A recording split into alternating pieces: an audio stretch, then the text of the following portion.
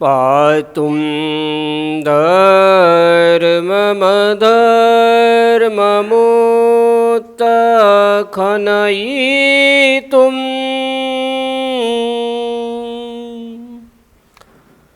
श्रीभक्तिधर्माङ्गतो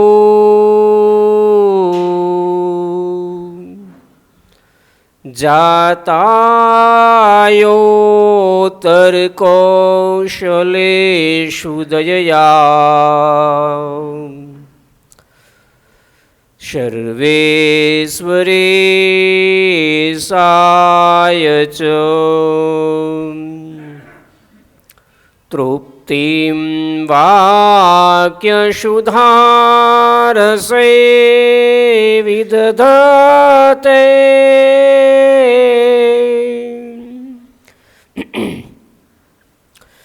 निजे निजानामुः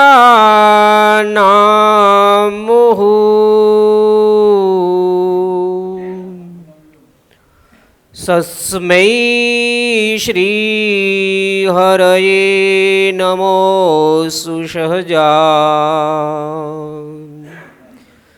नंदाय सद्वर्णिने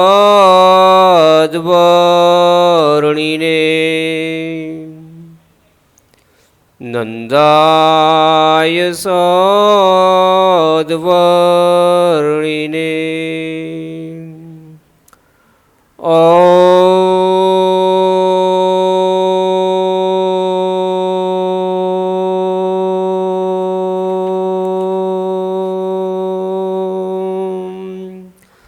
अवतारिणे श्री स्वामिनारायणाय नमो नमः।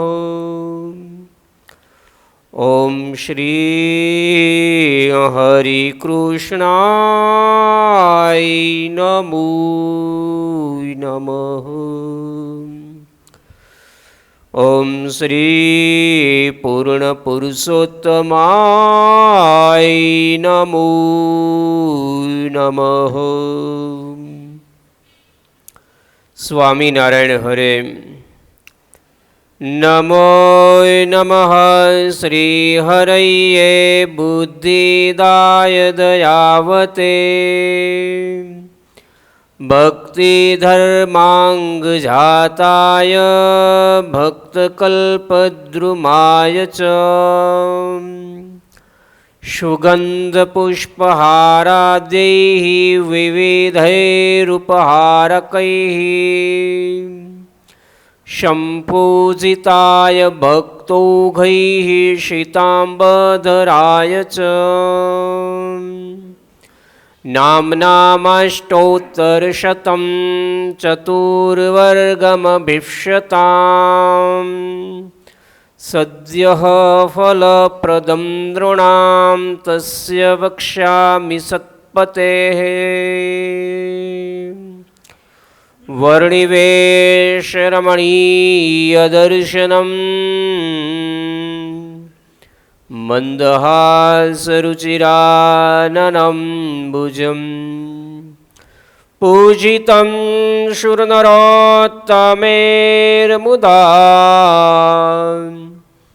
धर्मनन्दनमहं विचिन्तये धर्मनन्दनमहं विचिन्तये। सद्गुरु शतानंद स्वामी पांचमा मंत्रनी अंदर ओम श्री भक्ति धर्मात्मजाय नमः भगवानનું ભજન ભગવાનની ભક્તિ એનો સાર એટલો જ છે કે પ્રભુ પ્રાપ્તિ પ્રભુ સુખ અને દિવ્ય ભગવાનના સ્વરૂપની અંદર લેલીને રહેવું એ જ ભક્તિનું સાચું કર્યાનું ફળ છે. પણ ભક્તિ કરી અને સાંસારિક સપના તુલ્ય એવા માયક વિષયો ને ક્યારે પણ ઈચ્છવા નહીં. કારણ કે જેમ જેમ જીવ ભક્તિ કરે તેમ તેમ સંસારથી જુદો પડતો જાય. જેને જેને ભગવાનની ભક્તિનો રંગ લાગ્યો છે તેને તેને સંસારના રસ બધા કૂચા જેવા લાગવા માંડ્યા છે. શેરડી જેમ ચીચોડામાં પીલાય અને પછી એના કૂચા કાંઈ કામમાં આવે નહીં, તેમ ભગવાનની ભજન ભક્તિના પ્રભાવે કરી અને મહારાજ કહે છે કે એને સંસારના જે કાંઈ રસ છે એ બધા કૂચા લાગે, પછી એમાં ક્યાંય પણ સાર મનાય નહીં. એવો ભગવાનની ભક્તિ કર્યાનો બહુ મોટો લાભ છે. ભક્તિમાં ભક્તિ કહેતા સ્મરણ ભક્તિ કે નવધા ભક્તિની અંદર કોઈ પણ એક ભક્તિની અંદર જો અંગઢળ થાય ત્યારે જરૂર એની અંદર એને ભગવાન સિવાય બીજે ક્યાંય પણ રસ કે માલ મનાય નહીં. જીવ છે એ ભગવાનના સ્મરણની અંદર જો લાગી જાય તે જ એને ભક્તિનો સ્વાદ માણ્યો કહેવાય. પણ એ ભગવાનની ભક્તિની અંદર બેસવું એ કંઈ નાની સૂની વાત નથી. કારણ કે ભગવાનની ભક્તિ કરતાં કરતાં મન જો લાગે પ્રભુની અંદર તો જ એનો સ્વાદ મણાય, નહીતર તો ભજનમાં બેઠા હોય તો એ કીડીઓ ચડે, બહુ થઈ ગયું, હવે બહુ જાજુ કરવું નથી. એટલે એક સ્મરણની અંદર એક પ્રભુ નામની અંદર લેલીને ગુલતાન રહેવાય એ જ ખરેખરો લાભ છે. અને જેને ભગવાનની ભક્તિનો સ્વાદ મનાણો અને એની અંદર જ નિરંતર રત રહેવા લાગે તો ખરેખર મનુષ્ય જન્મથી જે મેળવવાનું છે, જે સાર્થક કરવાનું છે એ કરી રહ્યા. ચૈતન્ય મહાપ્રભુના એક શિષ્ય હતા હરિદાસ કરીને. હરિદાસ એ પોતે હાલતા ચાલતા હરે કૃષ્ણ હરે કૃષ્ણ હરે કૃષ્ણ કર્યા રાખે. ગમે તેવી ક્રિયાઓ કરતા હોય, શુભ હોય કે અશુભ હોય, કેતા ભગવાનના થાળ કરતા હોય કે પૂજા કરતા હોય તો થાય, પણ નાવું ધોવું જાંજરું જાવું તેની અંદર પણ એ પણ હરે કૃષ્ણ કરે. પણ અમુક જગ્યાએ એવું વિધાન હોય કે આ જગ્યાએ કરવું નહીં, કે ભાઈ કારણ કે અમુક તો શ્રુતિની અંદર પણ હોય કે ભાઈ તમે જાંજરું જતા હોય, બાથરૂમ જતા હોય ત્યારે મોં બંધ રાખવું, માથું ઢાંકી રાખવું, કારણ કે એના જમ્સ હોય એ તમને અસર કરે. એટલે એવો એ વિધિ.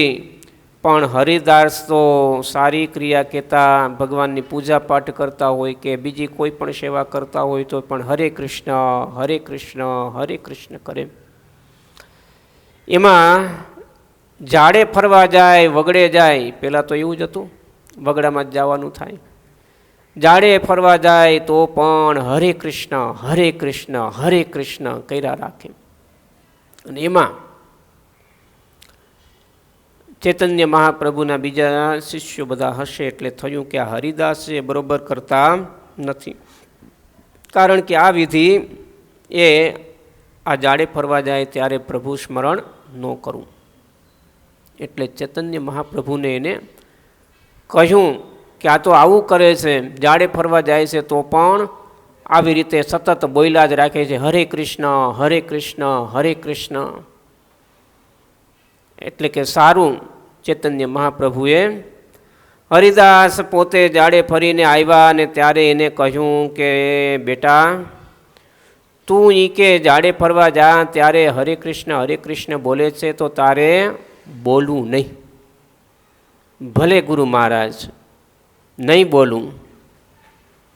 આમ કરી અને ગુરુની આજ્ઞા શિરોધાર્ય રાખી સમય જતાં વળી પાછા બીજા દિવસે વળી પાછા ઝાડે ફરવાનું તો થાય. ઝાડે ફરવા ગયા પણ એ વખતે હરિદાસે પોતાની જીભ પકડી રાખી. જીભ પકડી રાખી અને એ વખતે કોઈક ત્યાંથી નીકળવું હશે એ બાજુથી, એટલે થયું કે આ કરે છે શું, આ જીભ પકડીને કરે છે શું? ત્યારે કોઈકે આવીને કીધું કે એલા તું આ શું કરે છે? તો કે મારી આ લૂલી જીભને એવી ટેવ પડી છે કે જો એને કચકચાવીને પકડી ન રાખવું તો એ ફરી પાછું નામ લેવાનું ચાલુ કરી દે. અને ઘણાને તો ટેવ એવી હોય કે ઝાંઝરું જતા પણ બાથરૂમની અંદર છાપા લઈ જાય, અને કરવાનું હોય જે કામ એ ન થાય ને બીજું કામ કરીને આવે. આવી પરિસ્થિતિ થાય. અત્યારે તો તમે જુઓ તો કેવા કેવા માણસોની મેન્ટાલિટી હોય છે કે જાડે જાય તો એ માળા ખાતા હોય, આવા બધા વિચારો. પણ આ તો ભાઈ પહેલાંનો જમાનો, કેવા રીત નિયમ પ્રમાણે બધું જીવન જીવનારા. હરિદાસ જ્યારે આવું કહ્યું કે ભાઈ મારી લૂલીને આવી ટેવ પડી ગઈ છે, પ્રભુ ભજનની અંદર આસક્ત છે કે જો હું એને, ગુરુએ મને કહ્યું છે કે તારે આ બોલવું નહીં, જો એને પકડી ન રાખવું ને તો ફરી પાછી લૂલીની ટેવ એવી છે કે ફરી પાછું ચાલુ થઈ જાય, હરે કૃષ્ણ હરે કૃષ્ણ હરે કૃષ્ણ ચાલુ થઈ જાય. ત્યારે આ બધા જે પૂછનારા હતા એને ચૈતન્ય મહાપ્રભુને સંદેશો આપ્યો કે આ તો આવું કરે છે, આ તો આવું કરે છે. ત્યારે ચૈતન્ય મહાપ્રભુ પોતે એમની પાસે આવ્યા અને ભેટી પડ્યા અને આંખમાંથી આંસુ આવી ગયા કે હરિદાસ ધન્ય છે તને, તું આવું કેમ કરે છે? તો કે મારી લૂલીને એવી ટેવ પડી છે ને ગુરુ કે મારે પ્રભુના નામ વિના રહેવાતું નથી મારી લૂલીને, એટલે બીજું કાંઈ આવતું જ નથી જીવ ઉપર, બીજું કાંઈ આવતું નથી. અને ત્યારે ચૈતન્ય મહાપ્રભુએ કહ્યું કે જા હરિદાસ, તું ગમે તે ક્રિયા કરને, તને બધી જગ્યાએ હરે કૃષ્ણ કરવાની છૂટી જા. કેવી ઉત્તમ એની સ્મરણ ભક્તિ. ભગવાનનું નામ લેવાની અંદર એની લૂલી થાકે નહીં લ્યો. અને કેટલાયને તો આખા ગામની વાતો કરતા થાકે નહીં, પણ ભગવાનનું નામ લેવું હોય તો હા એમાં મને કંટાળો આવે ને થાકી જાય. હવે બહુ થઈ ગયું, અડધો કલાક બહુ થઈ ગયું, 15 મિનિટ બહુ થઈ ગયું. પણ જેને ભગવાનનો રંગ લાગે, ભગવાનની ભક્તિનો રંગ લાગે, એને બીજું કાંઈ ગમે જ નહીં. અને એમાં જ પરમ શાંતિ અને સુખનો અનુભવ એને થાય.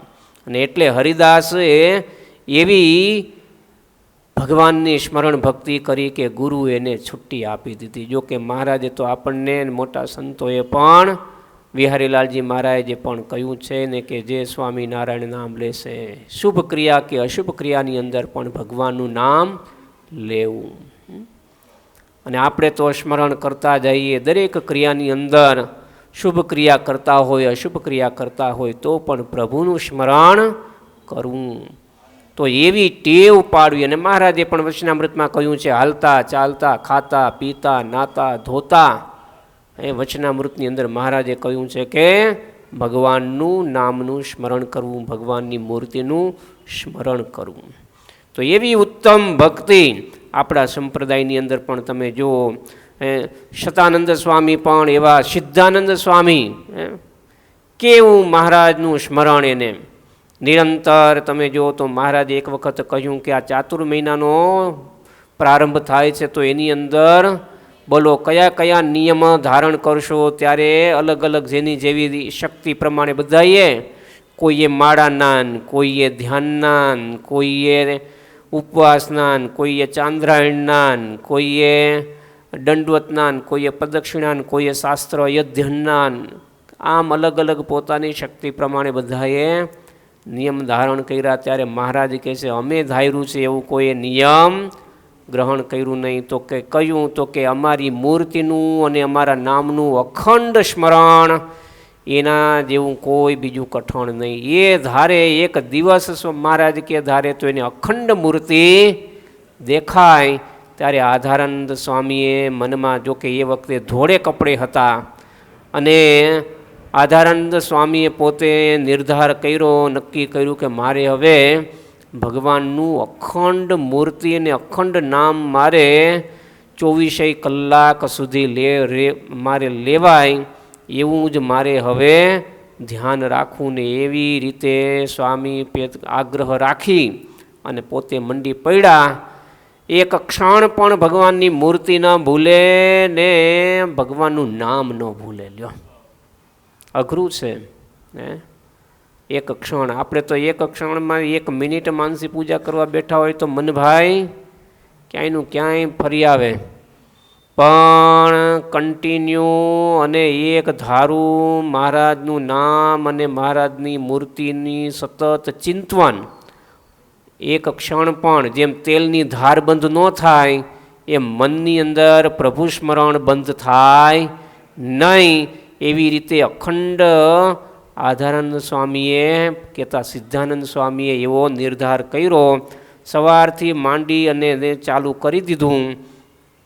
તે સ્વામી પોતે એ વખતે ત્યાં લોટ દળતા હશે તો ત્યાં લોટ દળવા માટે દાણા દળે ને, તો ત્યાં ગયા મદદ કરવા માટે. હવે ભગવાનનું સ્મરણ કરતાં કરતાં ઘંટીના મોટા મોટા પડ્યા હોય હામાં એ હલાવતા જાય, ઉપરનો ઘંટુલો અને દાણા નાખતા જાય. પણ આધારાનંદ સ્વામી પોતે એ વખતે હાથમાં દાણા લઈ અને અંદર જ્યાં ઘંટીના પેલા કાણાની અંદર નાખવાની જગ્યાએ ભગવાનનું એવું અનુસંધાન રાખતા રાખતા એક કાણાની જગ્યાએ બીજી જગ્યાએ દાણા મંડે પડવા, એટલે એ દાણા જે દળાઈ ગયેલા હોય એની અંદર ભળી જાય.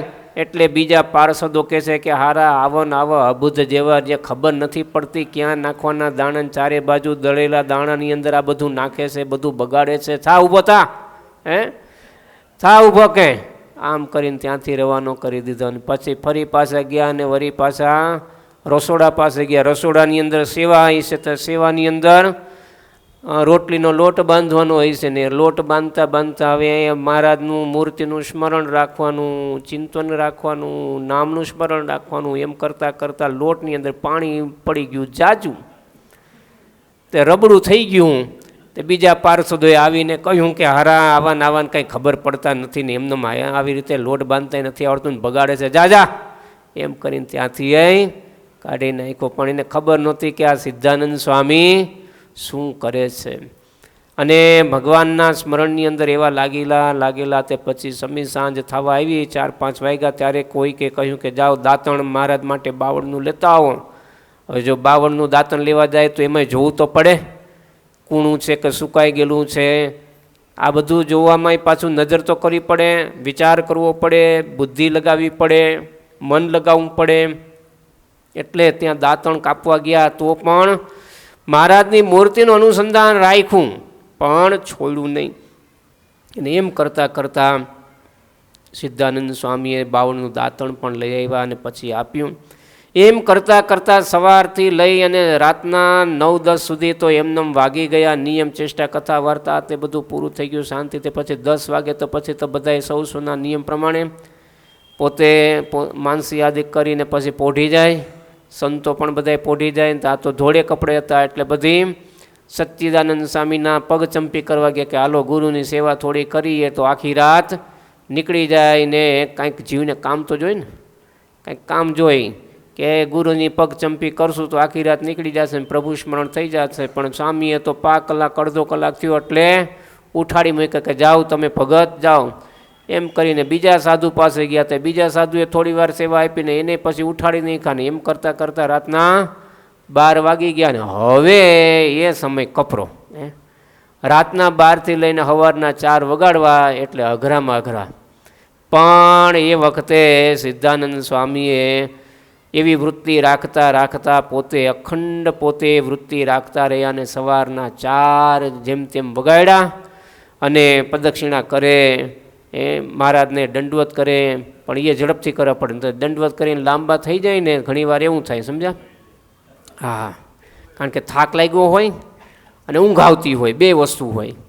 એક વખત બહેનું એવું સમજ્યા કે જાત્રાનો સંઘ એક વખત નીકળેલો, સમજ્યા? એટલે જાત્રાનો સંઘ નીકળેલો ને ભગતે આખી પેલી શું સવારથી લઈને ચાલુ થઈ રાતના 12:30 1 વાગી ગયેલો. એટલે ભગતને થયું કે હવે આમથી હમણાં 4 વાગે તો ઉઠવું પડશે. એટલે પછી પૂજા પાઠને આંતે બધું, કારણ કે હવે ઉતારા પાણીની વ્યવસ્થામાં પાછું એવું બધું હોય એટલે કે વહેલા આપણે નાહી ધોઈ અને વહેલું બધું પૂજા પાઠ કરીને પરવારી જાય. થોડું એવું હોય છે ટાઈમ મળશે તો થોડો રેસ્ટ લઈ લેશું. આવી ગણતરીથી રાતના 12:30 વાગે નાહી ધોઈને પૂજા પાઠ કરવા બેઠા, અને પછી પૂજા પાઠની માળા કરીને પછી તપની માળા કરી, પછી પ્રદક્ષિણા કરીને પછી દંડવત, સમજ્યા? દંડવત ચાલુ થયા ને ઓલો તો હું ટ્રાવેલિંગમાં તો થાક વધારે લાગે, સમજ્યા? જાત્રામાં નીકળેલા ને એમાં બરોબર દંડવત કરવા માંડ્યા, દંડવતમાં કરવા માંડ્યા, દંડવત લાંબા થયા તે સીધા સવારના 4 સીધા સવારના 4 પછી કોકે જગાડ્યા કે ભગત જાગો આ દંડવત. કારણ કે દંડવતમાં તો કેટલી વાર હોય, કદાચ તમે અડધી મિનિટ કદાચ ભગવાનને તમે ચરણ આમથી આમ તમે વંદન કરતા હો, નમન કરતા હો, એમ ભગવાનને રાજી કરવા માટે કંઈક તમે પ્રાર્થના કરતા હો, તો એ અડધી મિનિટ કે 1 મિનિટ હોય એક દંડવતમાં. પણ આ તો 5 મિનિટ થઈ, 10 મિનિટ થઈ ઊભા નો ત્યાં પછી થયું કે આ તો હુઈ જ ગયા લાગે છે હવે. તે પૂજા કેટલી લાંબી ચાલી, 3 કલાક સુધી ભગવાન બેસી રહ્યા. એટલે ઘણીવાર આવું થાય. એટલે સિદ્ધાનંદ સ્વામીને થયું કે જો દંડવત કરશું તો પછી લાંબા થશું તો પછી જોખમ આવું આવી જાય.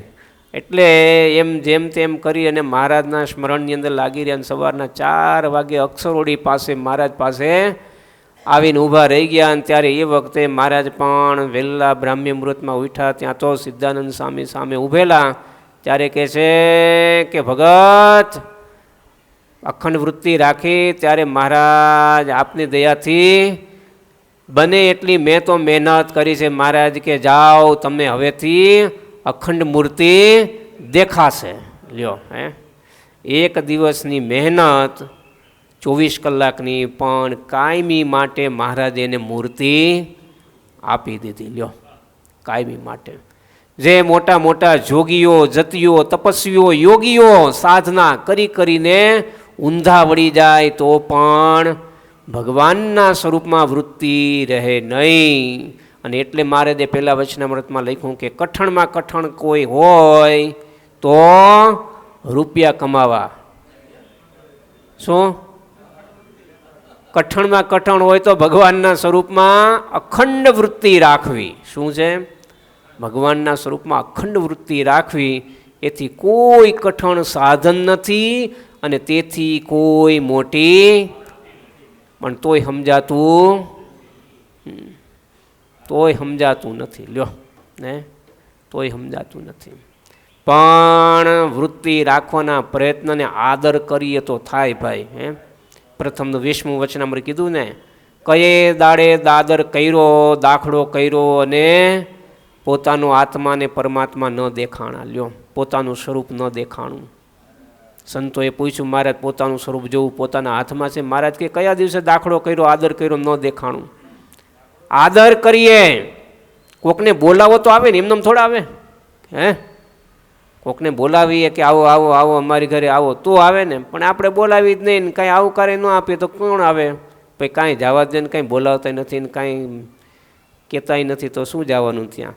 એમ આપણે આદર કરવો પડે. એ આદર કર્યા વિના કોઈ કાર્યની સિદ્ધિ થતી નથી.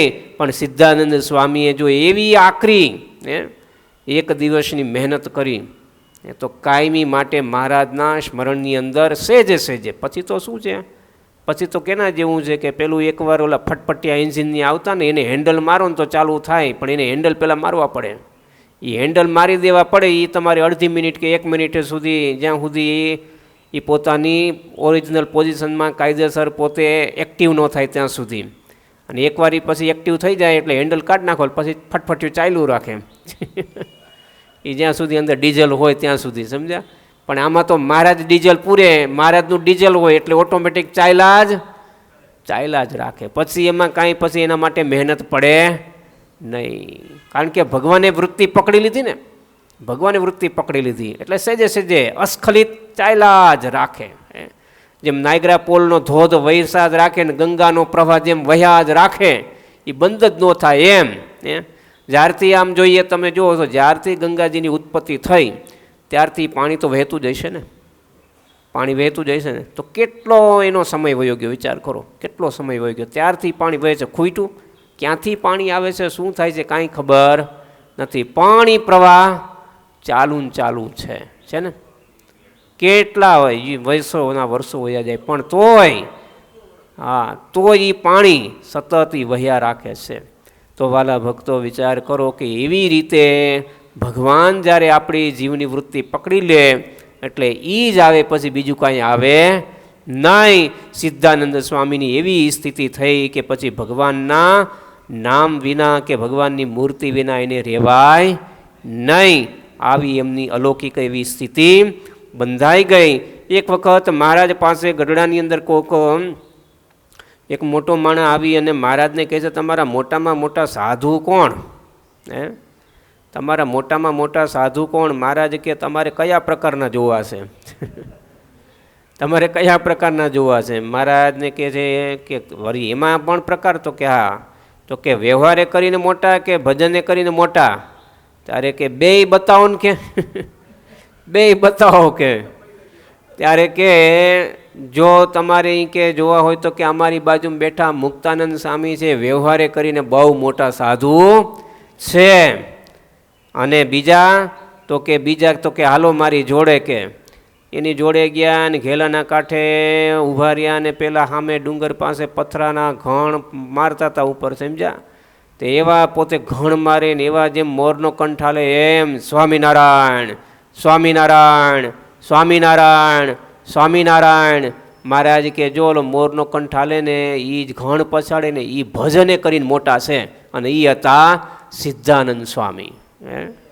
વિચાર કરો. તો એવા મહારાજ કહે છે કે ભજનની અંદર એવા મોટા છે, કારણ કે અખંડ વૃત્તિ રાખવાના એવા આગ્રહી હતા. અને એવા આગ્રહી ભજનનું એ જ ખરેખરું સુખ છે, એ જ મોટામાં મોટો લાભ છે કે મહારાજનું અખંડ સુખ મળ્યા રાખે, મહારાજનું અખંડ દર્શન થયા રાખે, અને એ જ ખરો લાભ છે. છૂટા છૂટા સુખ લેવા જવા કરતાં એની સાથે એકી સાથે બધું સુખ મળી જાય એવું કામ કરી લેવું જોઈએ, તો એ જ ખરેખરો ડાયો કહેવાય. તો ચૈતન્ય સિદ્ધાનંદ સ્વામીએ એવી આકરી પોતે સાધના કરીને મહારાજનું અખંડ સ્મરણથી મહારાજના સદૈવ પોતે સુખે સુખિયા થયા. વંથલીના ડાયા ભગત હતા, બહુ સારા ભગત. એક વખત બાલમુકુદાસ સ્વામી સાથે વડતાલની અંદર એક સમયા પ્રસંગની અંદર આવેલા, અને ભગત બહુ સારા, ભજન ભક્તિ બહુ સારી કરે.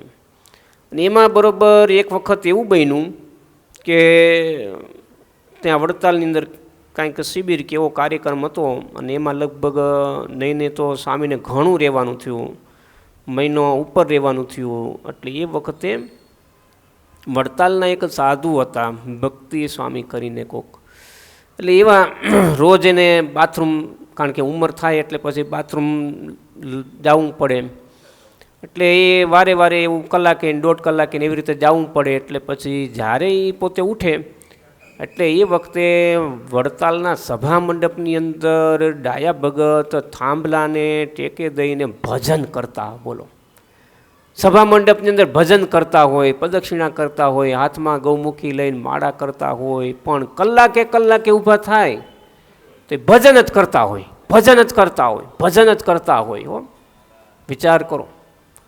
પણ એક દિવસ નહીં, પાછું 1 મહિના સુધી જ્યાં સુધી રહ્યા ત્યાં સુધી એને આ દેખાણું. ત્યારે થયું કે આ કોણ છે, કોણ આ ભગત કોણ છે, કે જ્યારે જોઉં છું ત્યારે એ ભજન કરતા જ દેખાય છે.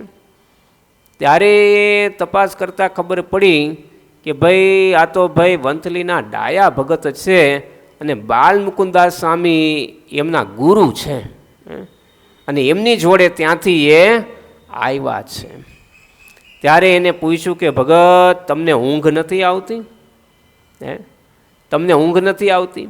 ત્યારે કહે છે કે સ્વામી આ મહારાજ મળ્યા તે પછી મહારાજનું સુખ જ એવું છે કે ઊંઘ જ ન આવે.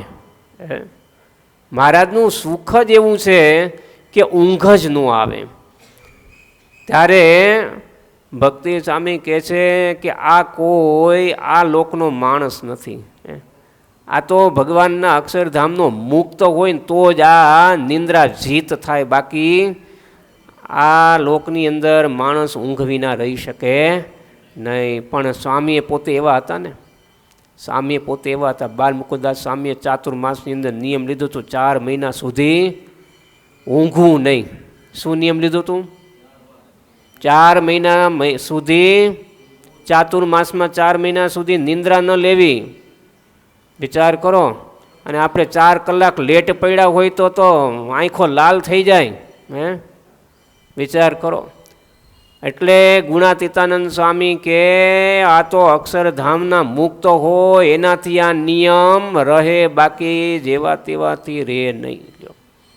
એવા બાલ મુકુદાસ સ્વામી હતા, પણ એમની આવી ભજન ભક્તિ, આવી ભગવાન પ્રત્યેનું એવું એને અલૌકિક સુખ આવતું હોય છે ત્યારે ને.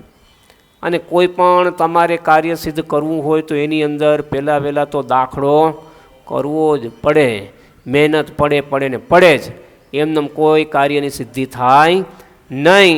તો એમ આજ આવા ડાયા ભગતની આવી ઉત્તમ ભક્તિ જોઈ અને તે પણ ખૂબ રાજી થયા છે કે ખરેખર ગુરુ પણ ધન્યવાદ છે અને ચેલાને પણ ધન્યવાદ છે. શતાનંદ સ્વામી કહે છે કે ભગવાનના સ્વરૂપની અંદર વૃત્તિ રહે એ જ ખરેખર સાચું ભક્તિ કર્યાનું ફળ છે. પૈસા કમાવા એ પાપ નથી, ભગવાનને ભૂલી જવા એ જ પાપ છે. અને એટલે તો ગઢડા અંત્યના સત્રમાં વચનામૃતની અંદર પણ ભરતજીના આખ્યાનને મહારાજે બિરદાવ્યા છે કે આ આખ્યાન કેવું છે? ચમત્કારી છે. કેવું કીધું? ચમત્કારી છે. ચમત્કાર કોને કહેવાય?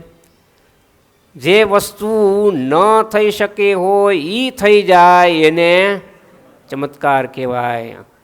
આંખ ન હોય ને આંખ આવી જાય એ ચમત્કાર કહેવાય. પગ ન હોય ને પગ આવી જાય એને ચમત્કાર કહેવાય.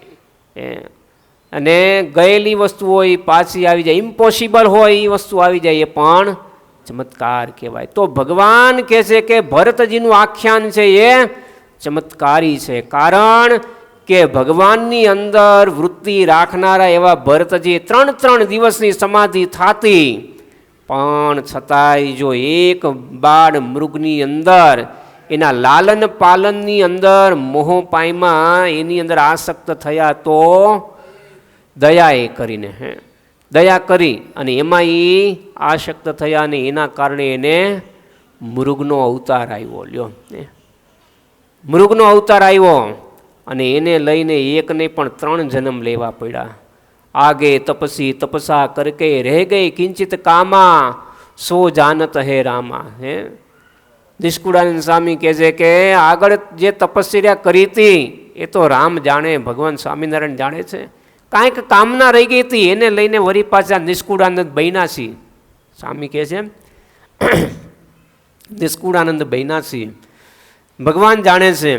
તો એક મૃગ કે કારણ ભરત દે ધરી 3 ઉનકી ક્યા ગતિ જો ઘર ઘરત કરત સ્નેહ.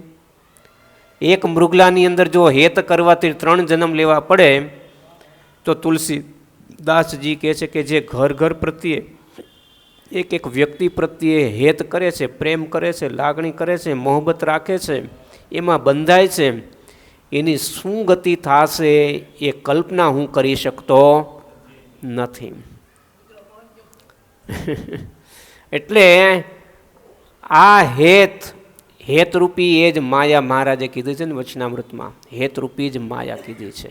અને એનાથી જે અલિપ્ત રહ્યો એ જ ભગવાનની માયાને તૈરો કહેવાય.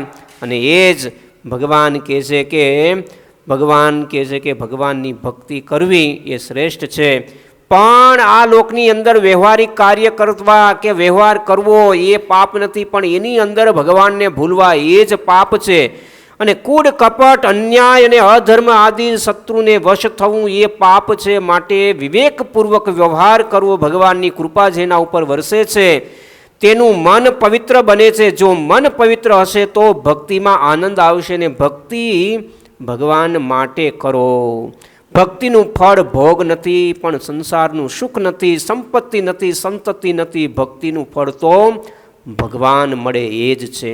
સાધારણ માનવી એવું સમજે છે કે ભક્તિ કરીએ તો ભોગ મળે, સંતતિ મળે, સંપત્તિ મળે, ભગવાન જાજુ દ્રવ્ય આપે અને આ લોકની અંદર વૈભવ મળે.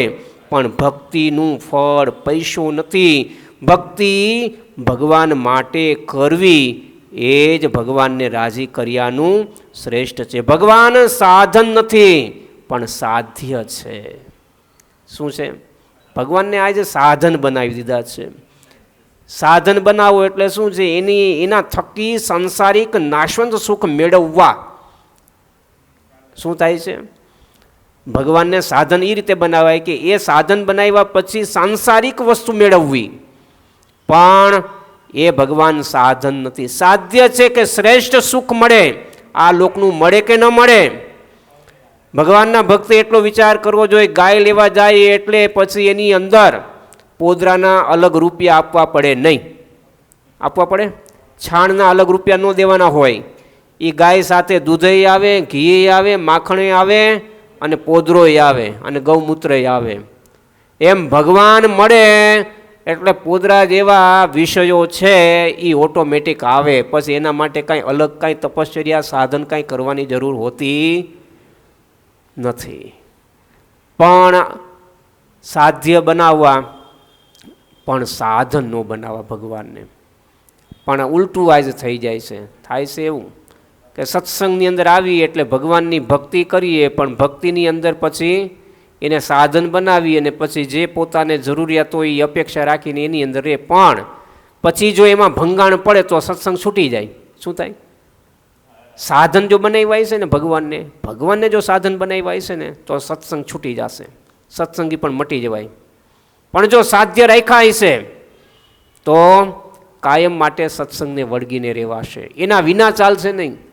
પણ જો સાધન બનાવ્યા તો, કારણ કે એના થકી જેમ માન્યું હોય કે બધું સુખ સમૃદ્ધિ મને બધું મળે, અને જો એ બંધ થઈ જાય તો બધું પૂરું થઈ જાય, તો બધું પૂરું થઈ જાય. અને ઘણા આવું થાય જ છે. સત્સંગની અંદર આવે એટલે પછી શું થાય? શેના માટે જોડાણા હોય? વેપાર માટે, ધંધા માટે, આના માટે. પણ સત્સંગ એના માટે નથી, ભગવાન એના માટે નથી. ભગવાન છે કેવળ ને કેવળ આપણા જીવાત્માનો મોક્ષ થાય, કાયમ માટે શ્રીજી મહારાજના અક્ષરધામની અંદર હજુરી સેવામાં પહોંચી જવાય, એના માટે જ છે સત્સંગ, એના માટે જ સ્વામિનારાયણ ભગવાન છે. બાકી આ લોકના પદાર્થ, સંપત્તિ, વૈભવ, સત્તા, આબરૂ, સમૃદ્ધિ, સવલત, માન, મોટપ, એના માટે ભગવાન નથી અને આ સત્સંગ નથી. જો એ બધું મેળવવા જાશો અને ભગવાનને જો સાધન બનાવશો તો ગમે ત્યારે ધક્કો લાગશે, ગમે ત્યારે ધક્કો માર. કારણ કે ભગવાન તો જ્યાં આપણે કાચા આવીશું ને, જ્યાં કાચા આવીશું ને ત્યાં ઘા વાગશે. ગુણાતીતાનંદ સ્વામી કે દુર્યોધન આખો લોખંડનો હતો, દુર્યોધન આખો લોખંડનો હતો, પણ જાંગે કાચો રહ્યો હતો, જાંગે કાચો રહ્યો હતો અને ત્યાં જ ઘા થયો. સમજાય છે? ગોળી છે ને, ગોળી આખું બુલેટ પ્રૂફ જાકેટ પહેર્યું હોય ત્યાં ન લાગે, પણ ઓલો સીધો માથામાં ધરબી દેતો, જય સ્વામિનારાયણ. એવું થાય ને. એમ એક ગદાથી, બે ગદાના ઘાના પ્રહારથી એ દુર્યોધનના કચ્ચર ઘાણ થઈ ગયા. જીવ નહોતો જાતો. શું થતું હતું? જીવે નહોતો જાતો. વિચાર કરો, આખો લોખંડનો થઈ ગયો હોય અને છતાંય જાંગે કાચો રહી ગયો. એમ ગુણાતીતાનંદ સ્વામી કે એકાદ વિષય અંદર જો આપણી વૃત્તિ ચોટેલી હશે ને તો એ દુર્યોધનની જેમ ઘા વાગ્યા ને એમ ક્યાંક આપણને મારે તો ત્યાં ને ક્યાંક ક્યાંક ક્યાંક ક્યાંક તો ચીપટી લેશે જ. એ જ્યાં ચીપટી ભરશે ને ત્યાં પ્રોપર હશે. શું હશે? એ ચીપટી એવી લેશે ને ત્યાં પ્રોપર જ હશે ને ત્યાં જ આપણી દુખતી નસ હશે ને ત્યાં એ દબાશે અને ત્યાં આપણને તકલીફ ચીસો નીકળશે. શું નીકળશે? ત્યાં ચીસો નીકળશે. એટલે ભગવાનના ભક્તે કાયમ માટે ભગવાનને સાધ્ય રાખવા, સત્સંગની અંદર આવ્યા પછી ભગવાનને સાધ્ય રાખવા, પણ સાધન બનાવવા. પણ આજ મોટા ભાગે એ જ થાય, અને એ જ્યારે થાય ત્યારે દુઃખ આવ્યા વિના રહેતું નથી, અને પછી ગાંઠના મૂળગેથી પછી જાય અને મોક્ષ પણ બગડે. માટે ભગવાનના ભક્તે કાયમ માટે ભગવાનની ભક્તિ કરવી, પોતાના મોક્ષ માટે જ કરવી. માતા બાલાવતીજીએ ભક્તિ એટલી બધી વધી કે એ ભગવાન એને ઘેર દીકરા થઈને આવ્યા. ભક્તિ માતા અને ધર્મદાદાએ એવું સત્કર્મ કર્યું કે સ્વયં ભગવાન પોતે બાળ રૂપે પોતે પધાર્યા. ધર્મદાદા અને ભક્તિ મૈયાએ સરયુના કિનારે પોતે દેવતાના 12,000 વર્ષ લગી આકરી કઠિન આકરી તપશ્ચર્યા કરી એક પગે ઊભા રહીને એક પગે ઊભા રહી અને આકરી તપશ્ચર્યા કરી કેવળ પાંદડાનો જ આહાર કર્યો. લ્યો વિચાર કરો, પાંદડાનો જ આહાર કર્યો ને આપણે તો મેવા મીઠાઈ જમીન આકરી સાધના કરવી છે. કેવું કરવું છે? મેવા મીઠાઈ ખાઈને આકરી સાધના કરવી છે. એમનેમ પડી જાય. હા, એમનેમ પડી જાય. અને આવી આકરી સાધના કરી અને સતત હરિનામ સ્મરણ કર્યું અને દેહ અધ્યાસ છૂટી ગયો. લ્યો, ભગવાનનું ભજન કરો એટલે પહેલાં વહેલા શું થાય? દેહ અધ્યાસ એટલે દેહ ભાવ છૂટી જાય. આ ભજન ભક્તિ તપશ્ચર્યાનો પ્રભાવ છે. ને આપણે શું થાય? તપશ્ચર્યા કરી એટલે પહેલાં વહેલા દેહનો ભાવ પ્રગટ થાય. ઓહ, બહુ તપ કરું છું, બહુ જપ કરું છું એટલે થોડું વધારે ખાવ, એનર્જી મળે. અરે એનર્જી ન હોય, ઉલટાને બધું વધારે દેહભાવ દ્રઢ થાય. આ વિરોધાભાસમાં જ આપણું બધું ચાલતું હોય એટલે એ દેહભાવ છૂટે જ નહીં. અને તીવ્ર ભાવના ભગવાનમાં ભળી ગઈ અને ત્યારે જગતના નાથને દીકરો બનવાની ઈચ્છા થઈ અને ભગવાનને પોતે રમાડી પારણીએ ઝુલાવી અને એ જ રીતે ભક્તિ માતાને ધર્મને ત્યાં એ પ્રભુ પોતે પ્રગટ્યા. ભક્તિ મૈયાએ પોતાનું નામ પોતે અમર બનાવી દીધું, કારણ કે ભગવાનનું હરિસ્મરણ અખંડ એને કરેલું. ધન્યવાદ છે મૈયા ભક્તિ દેવીને અને ધન્ય છે પિતા ધર્મદેવને કે આપણને ઘનશ્યામ મહારાજ સ્વામિનારાયણ ભગવાન આપ્યા, આપણને આપ્યા. એને સાધના કરીને ફળ આપણે લઈ. વિચાર તો કરો. તો જેથી એમના ગુણ ગાઈને આપણે પણ ધન્ય બની અને બહુ લાંબા ફેરામાં નહીં ફરતા હવે ધર્મ સહિત ભક્તિ કરી અને બીજાને પણ કરાવડાવી.